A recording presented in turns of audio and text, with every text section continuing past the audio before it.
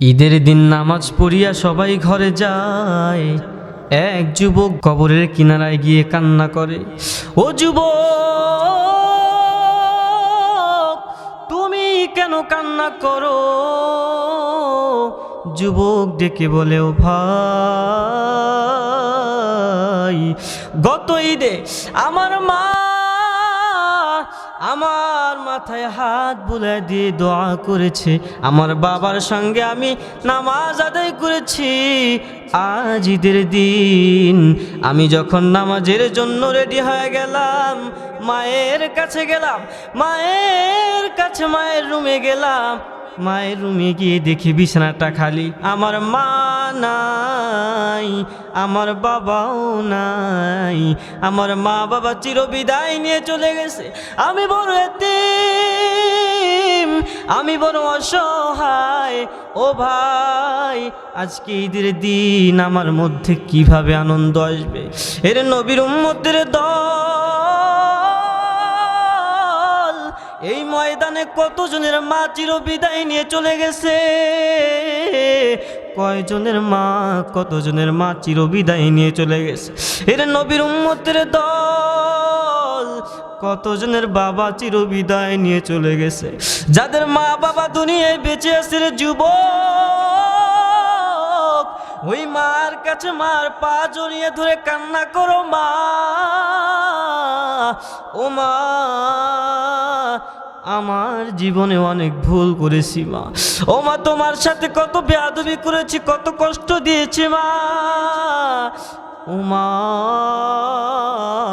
আমার মতো যুবকরা কত নামাজিওয়ালা, আমার মতো যুবক স্কুল কলেজে পড়ে 5 ওয়াক্ত নামাজ আদায় করে।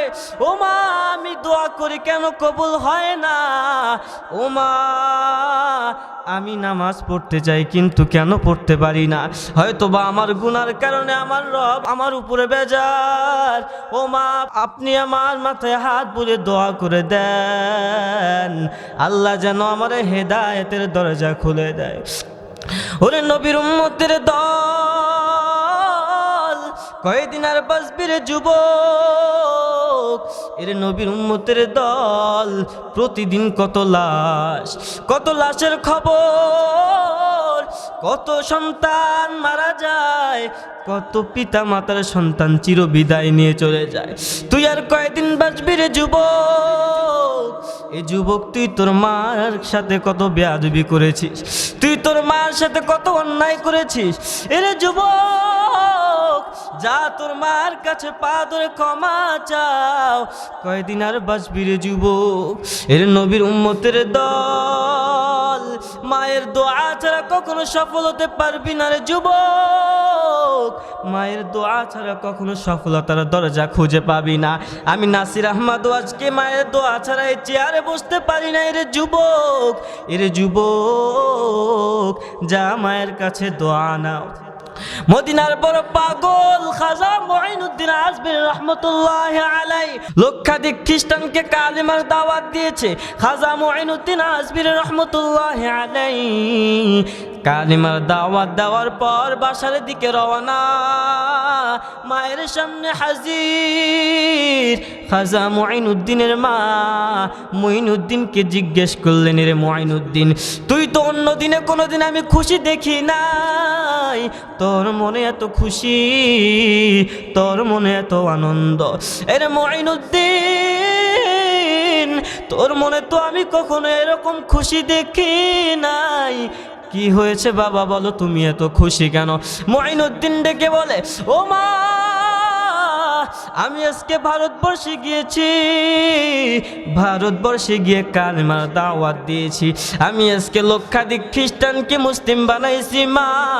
মুঈনুদ্দিনের মা বললেন, এরে মুঈনুদ্দিন, তুমি আজকে লক্ষাধিক মানুষকে খ্রিস্টান থেকে মুসলমান বানাইছো, এটা তোমার অহংকার না, এটা তোমার গৌরব না। আমি মায়ের দোয়া, আমি মা দোয়া করেছি, তুমি মুঈনুদ্দিন আজকে লক্ষাধিক খ্রিস্টানকে কালিমার দাওয়াত দিয়েছো, মুসলিম বানিয়েছো। এরে মুঈনুদ্দিন, তুই যখন আমি মায়ের গর্ভে, এরে মুঈনুদ্দিন, একটা রাতও আমি মা ঠিকভাবে ঘুমাইতে পারি নাই। এরে মুঈনুদ্দিন, আমি আল্লাহর কাছে দোয়া করেছি, ও মালিক, আমার গর্ভে যে সন্তানটা দান করেছো তুমি তোমার ওলি বানায় নিও। এরে মুঈনুদ্দিন, আমি মা তোর জন্য দোয়া করেছি, আমার দোয়ার কারণে তুই মুঈনুদ্দিন আজকে লক্ষাধিক খ্রিস্টানকে মুসলিম বানাইছো। এরে নবীর উম্মতের দল, ওই মা যদি তোর চিরবিদায় নিয়ে চলে যায় কারে মা বলে ডাকবা? এর নবীর উম্মতের দল, এই জন্য মা দুনিয়াতে বেঁচে থাকা অবস্থায় মায়ের খেদমত কর, মায়ের থেকে দোয়া নে। কত অন্যায় করেছো রে যুবক, কত অন্যায় করেছো, কত অত্যাচার করেছো। এর নবীর উম্মতের দল, কয়দিন আর বাঁচবি রে যুবক? আল্লাহ তাআলা তোকে দুনিয়াতে সৃষ্টি করলেন একমাত্র তার ইবাদত করার জন্য, তার আনুগত্য করার জন্য। আল্লাহ তাআলা বললেন, হে বান্দা, আমি মালিক তোকে দুনিয়াতে সৃষ্টি করলাম একমাত্র আমি মালিকের ইবাদত করার জন্য, কিন্তু তুই বান্দা আমি মালিকের ইবাদত করলি না, তুই বান্দা আমি মালিকের আনুগত্য করলি না, তুই বান্দা আমি মালিকের গোলামিও করলি না, তুই বান্দা আমি মালিকের ইবাদত না করিয়া তুই দুনিয়ার নেতার পিছনে ঘুরতে গেছো। তুই বান্দা আমি মালিকের গোলামি না করিয়া দুনিয়ার গোলামি করো, তুই বান্দা আমি মালিকের গোলামি না করে তুই টাকার গোলামি করো। এরে বান্দা, আমি মালিক তোরে এত আদর করে বানাইলাম, আমি মালিক তোরে এত সম্মানের চেয়ার দান করলাম, আমি মালিক তোরে এত সম্মানের চেয়ারে বসাইলাম। এরে নবীর উম্মতের দল, আল্লাহ বলে, রে গোলাম, আমি মালিক তোরে প্রতিদিন কত নিয়ামত দান করি, তুই বান্দা আমি মালিকের নিয়ামত ভোগ করিয়া দুনিয়ায় সেই নিতার পিছনে নিতার গোলামি করো। এর নবীর উম্মতের দল, আল্লাহ তাআলা বললেন, এরে বান্দা, কিয়ামতের দিনে আমি মালিকের দরবারে কি উত্তর দিবে? এর নবীর উম্মতের দল, ও পর্দার আড়ালের মা, এই জন্য দুনিয়াতে এমন একটা সন্তান রেখে যান যেই সন্তানটা আপনার জন্য দোয়া করবে, এমন একটা সন্তান রেখে যান যেই সন্তানটা আপনার মৃত্যুর পর আপনার কবরে গিয়ে দোয়া করবে। এরে মা, কয়দিন আর বাঁচবেন রে মা? ওই কিয়ামতের দিনে রবের কাছে কি উত্তর দিবেন? রব যখন প্রশ্ন করবে, রব যখন বলবে, বান্দা আমি মালিক তোরে এত নিয়ামত দান করলাম, কি গোলামি করলি আমি মালিকের, সেদিন কি উত্তর দিবেন রে মা? সেদিন কি উত্তর দিবেন রে বাবা?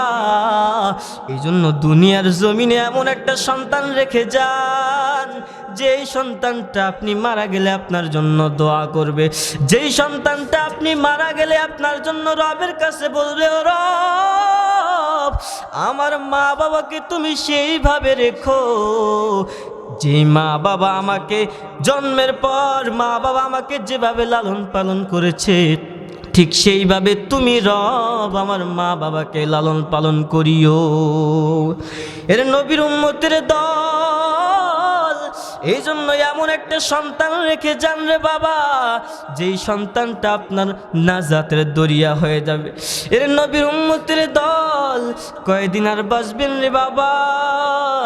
এই যে এত টাকার অহংকার, এত টাকা, এত গাড়ি, এত বাড়ি, এত টাকার অহংকার, এই টাকা তো রব তোমাকে দান করলো, এই বাড়ি তো তোমাকে রব দান করলো, সেই রবের কি শুকর আদায় করলেন রে মা? সেই রবের কি শুকর আদায় করলেন রে বাবা? এর নবীর উম্মতের দল, পায়ে হাত রেখে বলি রে যুবক, আর দুনিয়ার গোলামি করিও না, আর ওই মালিকের সাথে বেয়াদবি করো না, আর ওই মালিককে কষ্ট দিও না রে যুবক। কয়দিন আর বাঁচবেন? জাহান্নামের আযাব এত কঠিন, জাহান্নামের আযাব সহ্য করার মতো তোমার ক্ষমতা নাই। এই জন্য দুনিয়াতে আমল করে যান, এমন কিছু আমল করে যান কিয়ামতের দিনে আল্লাহ তাআলার কাছে যেন সঠিক প্রশ্নের উত্তর দিতে পারেন। এর নবীর উম্মতের দল, ওই জাহান্নামের আযাব এত কঠিন, দুনিয়ার সামান্য গরম সহ্য হয় না, দুনিয়ার সামান্য তাপমাত্রা সহ্য করতে পারি না। এর যুবক, এর নবীর উম্মতের দল দুনিয়াতে সামান্য তাপমাত্রা সহ্য করতে পারে না, এসির মধ্যে তাকে ফ্যান চালায়। এর নবীর উম্মতের দল ওই যে কিয়ামতের মাঠ, এত পরিমাণ আযাব, এত পরিমাণ গরম, সেদিন কি উত্তর দিবেন, সেদিন কি জবাব দিবেন, সে আযাব কিভাবে সহ্য করবেন? এরে বাবা, আম্মা জান আয়েশা রাদিয়াল্লাহু তাআলা আনহা একদিন দেখেন নবীজি সাল্লাল্লাহু আলাইহি ওয়াসাল্লাম ঘরের কিনারায় বসে কান্না করে। আম্মা জান আয়েশা রাদিয়াল্লাহু তাআলা আনহা বললেন, ও নবী আপনি কেন কান্না করেন? তখন নবী ডেকে ডেকে বললেন, রে আয়েশা, আমি দুনিয়ার জন্য কান্না করি না, আমি নবী কান্না করি ওই কিয়ামতের দিনের কথা ভাবি। আম্মা জান আয়েশা বললেন, ও নবী আপনি কি ভাবেন? তখন আম্মা জান আয়েশা রাদিয়াল্লাহু তাআলা আনহাকে বললেন, ও আয়েশা, আমি নবী চিন্তা করি ওই কিয়ামতের মাঠ, ওই জাহান্নামের আযাব আমার উম্মতরা কিভাবে সহ্য করবে। আম্মা জান আয়েশা রাদিয়াল্লাহু তাআলা আনহা বললেন, ও নবী কিয়ামতের দিন কেমন হবে? তখন আম্মা জান আয়েশা রাদিয়াল্লাহু তাআলা আনহাকে বললেন, এরে আয়েশা, কিয়ামতের মাঠ এত পরিমাণ গরম হবে, সূর্যটা 100 হাত নিচে আসবে, সকল উম্মতরা কান্না করবে, সকল নবীরা কান্না করবে, সবাই নিজেদের গুনার কথা ভেবে ভেবে কান্না করবে, সকল নবীরা পর্যন্ত কান্না করবে, আল্লাহ আগে আমারে বাঁচাও। আম্মা জান আয়েশা রাদিয়াল্লাহু তাআলা আনহা বললেন, ও নবী তখন তো সবাই কান্না করবে, তখন আপনি কি করবেন? তখন নবীজি বললেন, রে আয়েশা, সবাই যখন কান্না করবে নিজেদের গুনার কথা ভেবে, আমি নবী তখন কান্না করব উম্মতদের কথা ভেবে। আমি আল্লাহর কাছে যাব, আল্লাহর কাছে দোয়া করব মাকামে মাহমুদে, ও রব, আমার একটা উম্মত যদি জান্নাতে না যায়, আমি নবীও কিন্তু জান্নাতে যাব না। ও রব, আমার একটা উম্মত যদি জান্নাতে না যায়, আমি নবীও কিন্তু জান্নাতে যাব না। সঙ্গে সঙ্গে আল্লাহ তাআলা বলবেন, ও নবী আপনি কান্না করবেন না, আপনি যান আপনার উম্মতদেরকে বাছাই করে করে জান্নাতে নিয়ে যান। এর নবীর উম্মতের দল এরপর নবী কিয়ামতের মাঠে গিয়ে তার উম্মতদেরকে তালাশ করতে থাকবে। এর যুবক গিয়ে তালাশ করবেন সেই সকল উম্মতদেরকে, যেই সকল উম্মতরা নবীজির সুন্নত তরিকায় জীবনটারে সাজাইছে, সেই সকল উম্মতদেরকে তালাশ করবে, যেই সকল উম্মতরা ওই নবীজির সুন্নত তরিকায় জীবনটা গঠন করেছে, ওই সকল উম্মতদেরকে তালাশ করবে, যেই সকল উম্মতরা নবীজির সুন্নতগুলো মেনে মেনে আমল করেছে।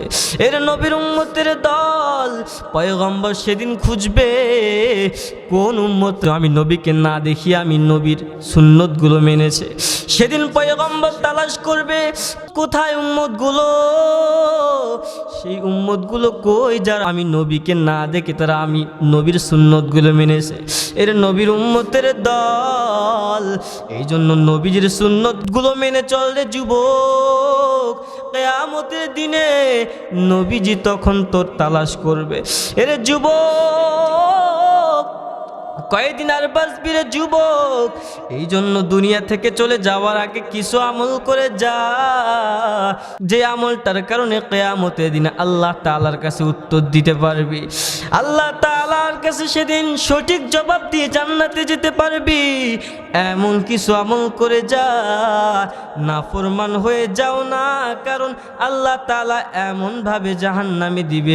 আল্লাহ তাআলা বলেন, এরে গোলাম, দুনিয়াতে আমি মালিক তোরে সৃষ্টি করলাম আমি মালিকের আনুগত্য করার জন্য, কিন্তু আমি মালিকের আনুগত্য না করিয়া আমি মালিকের বিরোধিতা করলাম।